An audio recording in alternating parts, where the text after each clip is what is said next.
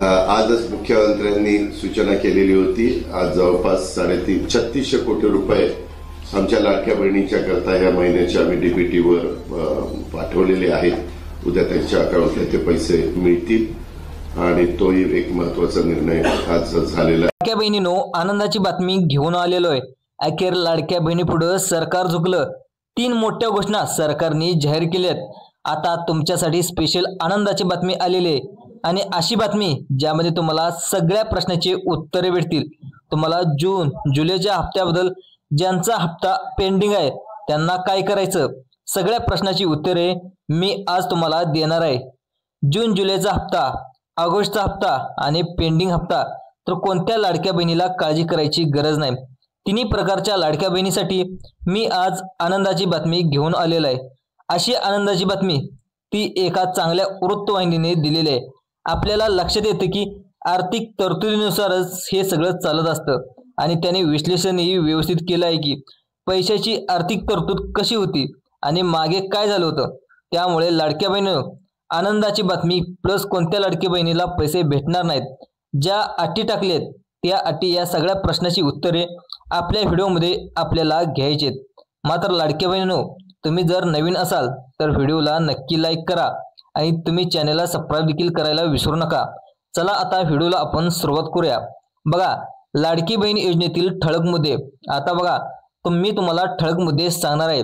आता ठळक मुद्दे बघा, 21 रुपये वाढण्याची शक्यता। आता हा एक मुद्दा आहे। मेन आपला मुद्दा कोणता आहे? आपला मुद्दा आहे मेन 3000 रुपये गिफ्ट हे रक्षाबंधनला भेटणार आहे। त्यासोबतच कोणाला भेटणार नाही हे गिफ्ट, हे देखील मेन मुद्दा आहे। मात्र ही एक गोष्ट लक्षात ठेवा की काल मी एक बातमी दिली होती, ती बातमी किती अचूक होती याचं प्रमाण तुम्हाला पाहिजे होतं ना, तर प्रमाण बघा आजच्या पेपरमध्ये देखील आलेले आहे। 21 रुपयाची वाढ देखील मी सांगत होतो, लवकरच 21 रुपयाची वाढ देखील होणार आहे, त्याची बातमी देखील पेपरमध्ये आलेली आहे। अनेक लाडक्या बहिणीला खोटं वाटत असेल तर एक सकाळचा पेपर काढा आणि वाचत बसा। सरकारने विधानसभेपूर्वी हप्त्याची रक्कम 1500 वरून 2100 रुपये करण्याचं आश्वासन दिले होते। मी काल तुम्हाला सांगितलं होतं, तेच त्यांनी सांगितलंय। आणि विशेष म्हणजे मी तुम्हाला यामध्ये सविस्तर सांगितलं होतं की बघा, आर्थिक गणना आणि निधी उपलब्धतेनुसार ही वाढ मार्च किंवा एप्रिल 2025 पासून लागू होण्याची शक्यता होती, बरोबर आहे। मात्र 2025 साठी 36000 कोटीची तरतूद करण्यात आलेली आहे। त्याबरोबर 2026 साठी हीच बातमी मी तुम्हाला किती समजून व्यवस्थित सांगितली होती। जर काल माझा व्हिडिओ पाहिला नसेल तर मी समजावून आता सांगणार आहे। आता कशी सांगितली होती बघा, 10 लाख फॉर्म अपात्र झालेत, तर तेही 5 ते 6 जिल्ह्यातून फॉर्म आहेत। आता 10 लाख फॉर्म मधून जे प्रत्येकी लाडक्या बहिणीचे 1500 रुपये वाचले आणि 1500 रुपये वाचल्यानंतर ज्या महिलांना 21 रुपये भेटणार आहेत, जवळपास एक लाडकी बहीण 3 लाडक्या बहिणीचे पैसे धरायला गेले तर 6000 रुपये होतात। म्हणजे ज्या महिला 10 लाख अपात्र झाल्यात तर 3 महिन्याचे पकडले, 3 बहिणींचे पकडले तर 6000 रुपये ऍड होऊ शकतात। जे अपात्र फॉर्म आहेत ते कोणाचे असतात? ज्या लाडक्या बहिणींना म्हणजे चुका सापडल्यात ज्या लाडक्या बहिणीच्या, आणि ज्या लाडक्या बहिणीचे उत्पन्न जास्त आहे किंवा ज्या लाडक्या बहिणीने खोटं सांगून फॉर्म भरलाय, जवळजवळ अशा गोष्टी सापडल्यात की ज्यांनी लाडक्या बहिणीच्या नावावर जवळजवळ 14000 पुरुषांनी लाडक्या बहिणीच्या नावावर पैसे देखील खाल्लेत। हे देखील घोटाळा आता समोर आलाय। त्याचं वास्तविक परिस्थिती वेगळी आहे। बघा, सांगायचा मुद्दा काय होता, जर 1500 जे आहेत ते 1500 ते 21 रुपये होऊ शकतात, कारण यांचे पैसे वाचले। आता या 5 जिल्ह्यातूनच 5 ते 6 जिल्ह्यातून 10 लाख फॉर्म अपात्र झाले। आता सरकारला किती पाहिजे तर पाहायला गेलं तर 2 कोटी 4 पाहायला गेलं तर 4 कोटी लाडक्या बहिणी होत्या, त्यातल्या 10 लाख तर ऑलरेडी कटलेत। आणखी समजा 30 लाख तर कटल्या, तर त्यांनी मात्र त्याचे पैसे तर संपूर्ण कमी होणार आहेत। आणि त्याचे जे 12 लाख महिला तर त्याचे अपात्र ठरल्या, तर जवळजवळ ज्या लाडक्या बहिणी राहिल्या आहेत त्या लाडक्या बहिणीला देखील 21 रुपये भेटणार आहेत, त्यांची तरतूद देखील करणार आहे। आणि जवळजवळ 3600 कोटी ती कंप्लीट होणार आहे। आणि याचा अर्थ काय असतो? एका दगडात 2 पक्षी मारणार, हेच तुम्हाला काल मी समजावून सांगितलं होतं। बहुतेक जणांनी कालचा व्हिडिओ पाहिला नसेल, पण पाहिला असेल त्यांना देखील माहीत असेल। आता मी तुम्हाला समजावून सांगितलं होतं की ह्या वर्षामध्ये 21 रुपये व्हायचा मार्ग तुम्हाला सोपा आहे। यामध्ये 1-2 महिन्यामध्ये किंवा भाऊबीजेनंतर 2100 रुपये होऊ शकतात, रक्षाबंधन मध्ये देखील होऊ शकतात। आता कारण या लाडक्या बहिणींना अपात्रतेमुळे हे आता एक गोष्ट लक्षात घ्या की सरकारचं बजेट आहे ते आता फिक्स आहे। बजेट काय आहे? जे बजेट आहे फिक्स आहे 36,000 कोटी, एवढं तर आम्ही वाटणारच आहे. तर सरकार एवढं आम्ही वाटणारच, मात्र 30 लाख लाडक्या बहिणी कमी झाल्या. मग याचे जर समजा हजारो कोटी वाचले, मग आता हे काय करायचं? तर डायरेक्ट काय तर करायचं, लाडक्या बहिणींना 21 रुपये द्यायचे, कारण त्यांना तर द्यावेच लागणार आहेत. कारण महानगरपालिका इलेक्शन थोडे देखील भविष्यात मोठमोठी इलेक्शन येणार आहेत आणि त्यांना द्यायला तर लागणारच आहे. आता कोणती गोष्ट 5 वर्षानंतर चेंज होत असते आणि त्यांना पैसे देणं भागच आहे. मग 21 रुपये कसे द्यायचे? तर 21 रुपये द्यायचे त्यांनी ठरवलेलं आहे. ही बाब होती दुसरी. बघा आता कोणत्या महिलांना हप्ता मिळणार नाही, सगळ्यात महत्त्वाचा मुद्दा आहे. तर 21 रुपये तर झाले, मात्र कोणत्या महिला अशा आहेत की ज्यांना पैसे भेटणार नाहीत? म्हणजे कोणते पैसे भेटणार नाहीत? जे रक्षाबंधनचा बोनस आहे 3,000 रुपये, ते कोणत्या महिलांना भेटणार नाही. बघा, ज्या कुटुंबाने वार्षिक उत्पन्न 2.5 लाखापेक्षा जास्त दाखवले त्यांना बिलकुलच हप्ता भेटणार नाही. ज्यांच्याकडे 4 चाकी वाहनधारकांना बिलकुल भेटणार नाही. अशा ज्या महिला आहेत ज्यांच्या नावावर 4 चाकी गाडी पहिली होती किंवा आता आहे, तर त्या महिलांना देखील बिलकुल भेटणार नाही. दुसरं पाहिलं तर विक्रीचा पुरावा तुम्ही सादर केला पाहिजे. यानंतर आयकर भरणाऱ्या अशा महिलांना देखील पैसे भेटणार नाहीत.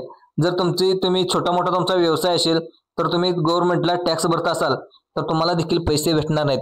तर तुमचा जरी नवरा जरी टॅक्स भरत असेल तरी देखील तुम्हाला हे पैसे भेटणार नाहीत. एक गोष्ट लक्षात ठेवा, जर तुमचा सासरा वगैरे भरत असेल, तसं काही असेल तर त्यांच्या तुम्हाला चिंता करायची गरज नाही. पण जर तुम्ही नवरा टॅक्स भरत असेल तर तुम्हाला याचे पैसे भेटणार नाहीत. हे 3,000 रुपये बोनस सांगताय. मी जी 3,000 रुपये जी बोनसची बातमी देण्यासाठी तुमच्यासाठी आलो आहे, तर हे 3,000 रुपये बोनस बद्दल सांगत आहे. पहिले तुम्ही ऐकून घ्या. यानंतर सरकारी नोकरीत असलेल्या महिलांना हा लाभ भेटणार नाही. दुसरं बघायला गेलं तर सन्मान निधी योजनेमध्ये लाभ घेणाऱ्या महिलांना देखील हा लाभ मिळणार नाही. त्यांना देखील फक्त 500 रुपये मिळणार आहेत, कारण तिथून 500 रुपये महिना येतो. नंतर PM किसानचे 500 रुपये आणि नमोचं 500 रुपये यामध्ये पैसे भेटत असतात. त्यामुळे त्यांचा इंटरफेस फक्त 500 रुपये असेल. बघा, महिलांना ऑलरेडी सरकारने हे पण ॲडजस्ट केलेलंच आहे. 500 रुपये भले 2.5 लाख पाहायला गेले तर 2.5 लाख लाडक्या बहिणींना आहेत. पण तुम्हाला देखील सांगा ना, महाराष्ट्रात शेतकरी वर्ग किती आहे? बरोबर आहे ना? मग आता सरकार म्हणते की 2-4 कोटींना पैसे देतो, मात्र त्याच्यातले 500 रुपये शेतकरी भगिनींना कमी पडतात. मग 40 लाख 20 लाख जर शेतकरी भगिनीच निघत असतील, मग विचार करा, सरकारचे इथे हजारो कोटी वाचत असतात. यानंतर बघा, रक्षाबंधन विशेष आर्थिक भेट. आता रक्षाबंधनला आर्थिक भेट विशेष होणार आहे. ही सगळ्यात मोठी आनंदाची बातमी आहे. आता कोणता हप्ता आहे जो रक्षाबंधनला भेटणार आहे? 9 ऑगस्ट 2025 रोजी रक्षाबंधन निमित्त महिलांना आर्थिक आधार आता मिळणार आहे. ही बातमी सकाळची आहे, आजच्या पेपरची आहे. मागच्या वेळी वर्षीप्रमाणे देखील या दोन्ही महिन्याचे हप्ते 3,000 रुपये एकत्र मिळण्याची शक्यता आहे. कारण आर्थिक तरतुदीनुसार त्यांनी सांगितले देखील आहे, रक्षाबंधनसारख्या सणानिमित्त जुलै किंवा ऑगस्टचा हप्ता एकत्रपणे जमा होऊ शकतो. याचा अर्थ काय? म्हणजे जुलैचा आणि ऑगस्टचा हप्ता कधी भेटणार? आता बघा, जुलै संपला, जर तुम्ही जुलैचा जर हप्ता पाहायला गेला तर तुम्हाला एक हप्ता भेटलेला आहे. मात्र ऑगस्टचा हप्ता काय होतं, 15 दिवसानंतर सरकार देणार आहे. पण काय झाले, मला एक सांगा, ऑगस्टचा हप्ता जर 9 दिवसात देणार नाही, मात्र रक्षाबंधनला लाडक्या बहिणीसाठी लाडक्या भावांचं गिफ्ट असणार आहे. आणि विचार केला असेल तुम्ही की ही जी बाब आहे ही मागच्या वेळी सुद्धा घडली होती. मागच्या वेळी सुद्धा असंच झालं होतं. मागच्या वर्षापूर्वी 2 महिन्याचे एकत्र हप्ते. कारण एक गोष्ट लक्षात ठेवा की जर हप्ते जर आत्ता दिले, तर समजा हा हप्ता तर तुम्हाला आत्ता दिला, तर तुमचा जो जुलैचा हप्ता आहे, मात्र जुलैचा हप्ता आता दिल्यानंतर 15 ते 19 दिवसामध्ये देखील ऑगस्ट महिना भरला सुद्धा नाही, तर तुम्हाला कसा हप्ता भेटेल? अनेक लाडक्या बहिणींच्या मनामध्ये एक प्रश्न झाला असेल.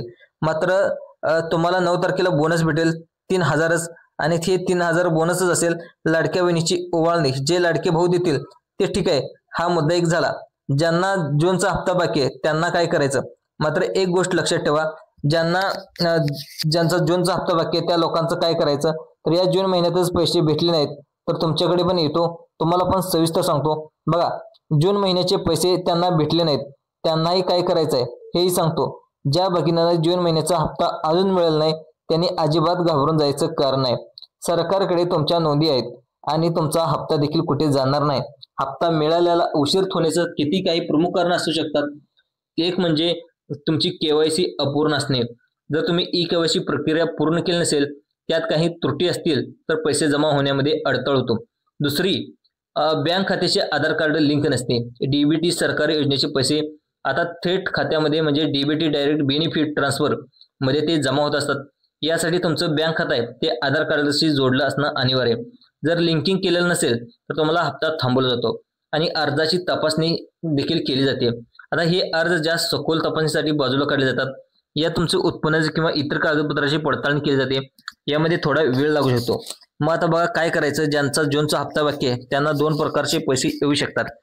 पहिला सरकारचं म्हणजे लवकरच म्हणजे जुलैच्या 28 तारखेपासून ते ऑगस्टच्या 5 ते 6 तारखेपर्यंत तुमचा जूनचा राहिलेला हप्ता जमा होऊ शकतो. आणि त्यानंतर रक्षाबंधनला मिळणारा जुलैचा हप्ता त्या 3,000 रुपये तुम्हाला वेळेवर मिळेल. दुसरा पर्याय, जर या काळामध्ये जूनचा हप्ता नाही आला तर तुम्हाला चिंता करायची गरज नाही. तुम्हाला सुद्धा जुलै आणि ऑगस्टच्या हप्त्यासोबत जूनचा हप्ता एकत्र 4,500 रुपये प्लस 1500 रुपये 1500 प्लस 1500 तुमच्या खात्यामध्ये जमा होऊ शकतात. ही सर्वात मोठी शक्यता सरकारला आता माहिती आहे. आता कोणाचे पैसे बाकी आहेत त्यामुळे ते पुढच्या हप्त्यात ती रक्कम ऍडजस्ट करून तुम्हाला देतील. त्यामुळे ज्यांना जूनचा हप्ता बाकी आहे त्यांना देखील उलट जास्त फायदा होऊ शकतो. एकाच वेळी मोठी रक्कम त्यांच्या खात्यामध्ये येऊ शकते. आणि तुमच्या अर्जाची स्थिती स्टेटस कसं तपासो. बऱ्याच बहिणींना प्रश्न पडतो की आपला अर्ज पास झाला की अपात्र, तर पैसे आलेत का थांबलेत हे कसं तपासो. याची प्रक्रिया खूप सोपी आहे. तुम्ही घर बसल्या तुमच्या मोबाईलवर हे देखील तपासू शकता. एक अधिकृत वेबसाईटला भेट द्या. लाडकी बहीण योजनेची अधिकृत सरकारी वेबसाईट आहे. जा तिथं अर्जाची स्थिती तपासा. वेबसाईटवर तुम्हाला तुमच्या अर्जाची स्थिती पहा किंवा जे ॲप्लिकेशन असतं ते स्टेटस कसा पर्याय दिसेल त्यावर क्लिक करा. नंतर माहिती भरा आणि तिथे तुम्हाला तुमचा अर्ज क्रमांक किंवा आधार कार्ड नंबर टाकायला सांगितलं जाईल. तो अचूकपणे भरा आणि दिलेला कॅप्चा कोड म्हणजे तो एक कॅप्चा कोड मागितला असतो तिथे व्यवस्थित टाका आणि सबमिट करा. त्यानंतर तुमचा स्टेटस बघा. यानंतर तुमच्या अर्जाची सद्यस्थिती कशी तुम्हाला दिसेल. मग तुमचा अप्रूव्ड म्हणजे मंजूर पेंडिंग आहे का प्रलंबित आहे का रिजेक्ट केलेला आहे ते देखील अपात्र केलेलं संपूर्ण दिसते. नंतर तुमचा डीबीटी फेल्युअर असं काहीतरी लिहिलेलं असेल म्हणजे तुमचा अर्ज अप्रूव्ड असेल तर चिंता करायची गरज नाही. तर डीबीटी फेल्युअर असेल म्हणजे तुमचं पेंडिंग असेल तर तुमच्या अर्जाची तपासणी सुरू आहे. रिजेक्ट असला तर तो म्हणजे तुमचं बँकेचं काय तर प्रॉब्लेम असू शकतो. त्याचं कारण देखील तिथे दिसेल तुम्हाला. जे कारण समजून घेऊन आवश्यक कागदपत्र जमा करून पुन्हा अर्ज तुम्ही करू शकता किंवा अपील देखील करू शकता. आणि जिथे डीबीटी फेल्युअर दिसत असेल तर त्वरित आपल्या बँकेत जाऊन आधार कार्ड लिंक आहे का नाही हे देखील तपासा. KYC अपडेट करून घ्या. आणि अपात्रतेचे जे नियम आहेत त्यातले बारकावेत आता तुम्हाला एकदा पाहून घ्यायचे. आता कोणाला पैसे भेटणार आहेत यावेळी थोडा आधी खोलात जाऊन समजून घ्या. उत्पन्नाचा दाखला 2.5 लाखाची उत्पन्न आहे त्यांना तिची अट आहे ती आता ते म्हणजे पती पत्नी दोघांचे मिळून 2.5 लाखापेक्षा जास्त उत्पन्न असावं हे देखील सांगत असेल. नंतर तुम्ही विभक्त राहत असाल तर तुमचा उत्पन्नाचा दाखला वेगळा असेल तर ते तुम्हाला तिथे पैसे भेटणार आहेत. तुमच्याकडे 4 चाकी वाहन इथे अनेक लोकांच्या मनामध्ये एक संभ्रम अवस्था निर्माण झालेली आहे. पण तुम्ही व्यावसायिक वापरासाठी घेतले की उदाहरणार्थ टॅक्सी टेम्पो त्यासाठी काही वेगळे नियम असू शकतात. यावर देखील तहसील कार्यालयात तुम्ही चौकशी करू शकता. आणि महत्त्वाची गोष्ट म्हणजे वाहन तुमच्या नावावर नसावं. सासऱ्याच्या किंवा दिराच्या नावावर असेल तर तुम्हाला योजनेचा लाभ मिळू शकतो. शासकीय नोकरी तुम्ही करत असाल इथे फक्त कायमस्वरूपी शासकीय नोकरी महिला अपात्र आहेत. ज्या सरकारी नोकरी करतात त्यांनाच याचा लाभ भेटणार नाही.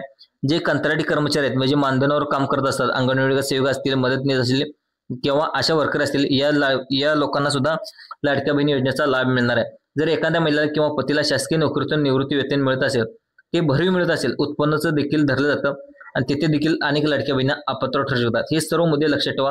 तुम्हाला नक्कीच कळेल तुम्ही या योजनेत बसता की नाही. ही निष्कर्ष पुढील वाटचाल पाहायला गेलं तर बहिणींनो आता तुम्हाला सगळ्या गोष्टी स्पष्ट झाल्या असतील. पहिली गोष्ट म्हणजे रक्षाबंधनला 9 ऑगस्ट रोजी 2 महिन्याचा हप्ता एकत्र येणार आहे ते म्हणजे 3,000 रुपये आणि ही 3,000 रुपये मिळण्याची 100% शक्यता आहे. दुसरी म्हणजे जूनचा हप्ता भेटला नाही तर त्यांना घाबरून जायचं कारण आहे. तर एक तर लवकरच 1,500 मिळतील किंवा मग रक्षाबंधनच्या वेळीच 4,500 रुपये तुम्हाला मिळतील. तिसरी गोष्ट म्हणजे आपला अर्ज KYC बँक लिंकिंग हे सगळं व्यवस्थित आहे का नाही ते तपासून घ्या. प्रत्येक लाडकी बहिणीला पैसे भेटणार आहेत त्याबद्दल चिंता करू नका. फक्त तुमचा फॉर्म त्रुटीमध्ये निघाला नाही पाहिजे. नाही आपलं उत्पन्न 2.5 लाखाच्या तर वर नाही याची खात्री करा. 99% लाडक्या बहिणींना ज्या आहेत त्या गरीब रेशन खाली केले आहेत रेशन कार्डावर रिलीज आहेत आणि घाबरायची गरज नाही. आपण चिंता करायची गरज नाही. जर तुम्हाला व्हिडिओ आवडला असेल तर नक्कीच रोज लाडक्या बहिणीसाठी माहितीपूर्ण इंटरेस्टिंग व्हिडिओ बनवत असतो. ज्या आपण रोजचे अपडेट्स कव्हर करत असतो लाडक्या बहिणीला जागरूक करत असतो. या सगळ्या ज्या अधिकृत चॅनेलला सबस्क्राईब करायला विसरू नका. तर असंच व्हिडिओ आपण नवनवीन घेत असतो. धन्यवाद लाडक्या बहिणींनो.